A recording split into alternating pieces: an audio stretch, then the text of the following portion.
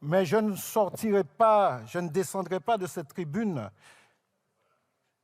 sans avoir dénoncé l'article 55 de ce projet de loi de finances, qui entend attribuer au titre de la continuité territoriale une aide financière pour le transport, plus une allocation à l'installation, je cite, à toute personne résidant en France métropolitaine justifiant d'un projet d'installation professionnelle durable dans les Outre-mer.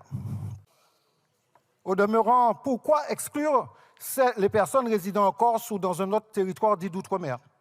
En l'état, l'adoption d'un tel article constituerait un véritable scandale, ce que France Fanon appelle une violence vis-à-vis de l'avenir, après avoir vidé le passé de toute substance. En effet, alors que rien n'est fait pour véritablement proposer à notre jeunesse des perspectives pour vivre, travailler, se loger et s'épanouir au pays, et qu'une forme inouïe de violence circulaire s'y déchaîne, alors qu'après des décennies de politique bumidomienne, puis ladomienne, le seul recours qui s'offre à bon nombre de ces jeunes qui cherchent du travail est non pas de traverser la rue, mais de traverser l'océan.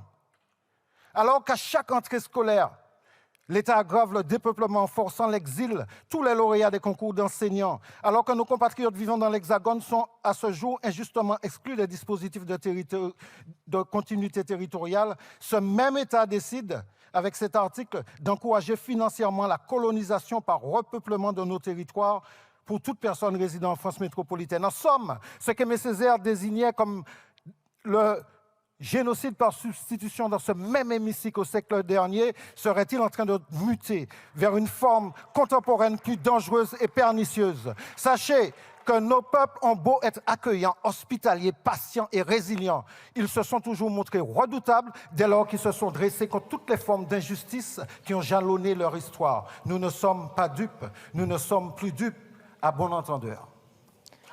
Je vous remercie. Le 388, M. Nilor. Alors là, celui-là, il ne peut pas être rejeté. Il s'agit de Vuittet et de ses amis. Non, mais je reste désespérément optimiste en toutes circonstances. Nous souhaitons par cet amendement que l'État se penche sur l'instauration d'un tarif résident sur les transports aériens et maritimes pour les citoyens ultramarins dans leur mobilité entre l'outre-mer et l'Hexagone, à l'intérieur de leur zone géographique. Alors, tout à l'heure, on a plié devant la force du nombre, et vous avez quelque part entériné une discrimination entre la Corse et les territoires par rapport au montant attribué. Et j'ai bien écouté religieusement les arguments de M. Vuilletet qui disait qu'il ne s'agit pas de montant, d'aligner des montants, etc. Mais là, on parle de dispositif. Et ce qui est important, c'est l'instauration d'un tarif résident, comme dans le cadre du système Corse, pour le développement des transports aériens. Ai-je besoin de vous dire que, par rapport à l'histoire, la moitié de notre population en Martinique, en Guadeloupe, en Guyane, à La Réunion, vit en France, dans l'Hexagone. Nos familles sont déchirées, en Mayotte aussi.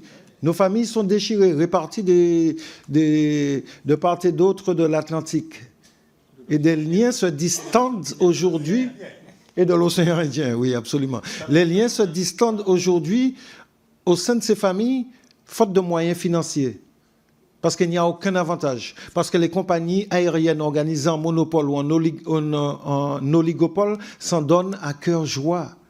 Et que nous sommes dépendants, captifs des tarifs du transport aérien. Et l'instauration d'un tarif résident relèverait véritablement d'une politique humaniste, une politique qui honorerait la France. Je commence à être un peu découragé à ce niveau. Monsieur le rapporteur. Favorable. Monsieur Vuilletet, puis Monsieur Kamardine.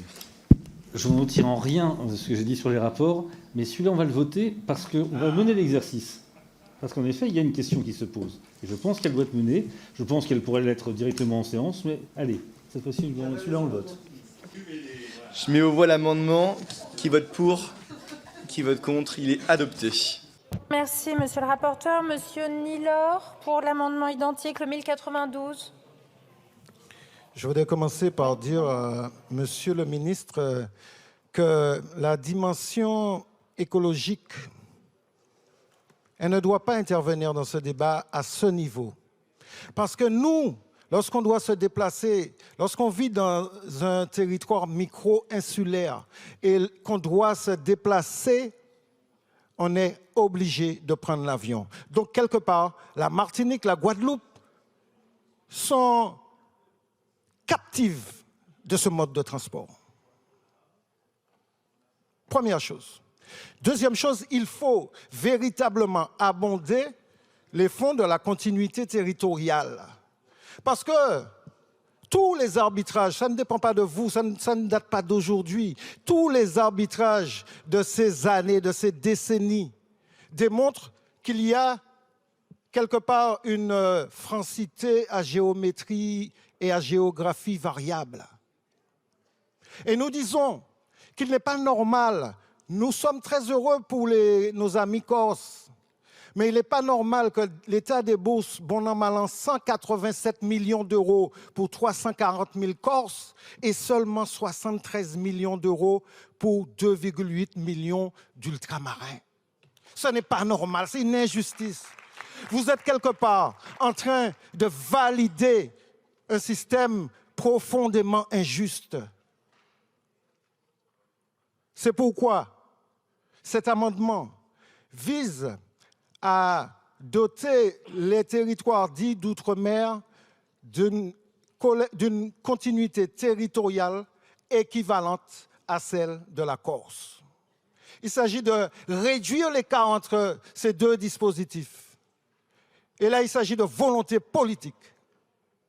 Et c'est aujourd'hui, c'est à ce moment-là, en ce moment précis, qu'on saura si en France, il y a égalité véritable entre les territoires ou sinon, si cette égalité reste au niveau des discours.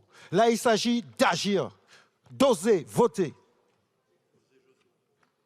Oser parce que nous osons.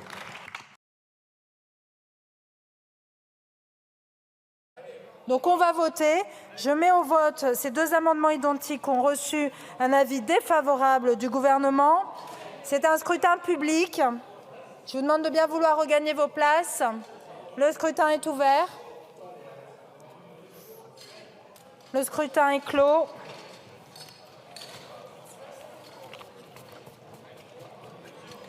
Votants 109, exprimés 107, majorité 54 pour, 65 contre 42, l'Assemblée nationale a adopté.